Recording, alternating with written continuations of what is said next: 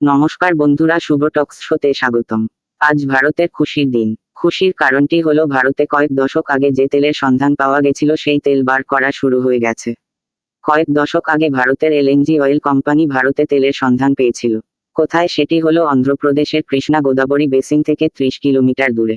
অন্ধ্রপ্রদেশের গোদাবরী নদী সমুদ্রে গিয়ে মিশছে, সেটাকেই কৃষ্ণা গোদাবরী বেসিন বলা হয়। ভারতের এলএনজি অয়েল কোম্পানি অনেক বছর আগে এর খোঁজ পেয়েছিল, কিন্তু এই তেল বার করার উন্নত পরিমাণের সরঞ্জাম দরকার ছিল। 2019 সালে কোভিড আসার কারণে পিছিয়ে পড়ে। আজ ভারতের petroleum minister Harjit Singh Puri tweet করে বলেছেন, ভারতের কৃষ্ণা গোদাবরী বেসিন থেকে 25,000 ব্যারেল তেল উৎপাদন করা হয়েছে। কয়েক মাস পরে 45,000 ব্যারেল তেল উৎপাদন করা হবে। 45,000 ব্যারেল তেল উৎপাদন করলে ভারতের 7% তেল উৎপাদন হবে।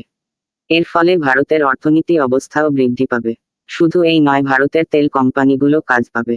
এখন তো শুধু কৃষ্ণা গোদাবরী বেসিন থেকে তেল উৎপাদন করা হচ্ছে, এরপর আন্দামানে তেলের সন্ধান পাওয়া গেছে, ওখান থেকেও তেল উৎপাদন করা হবে।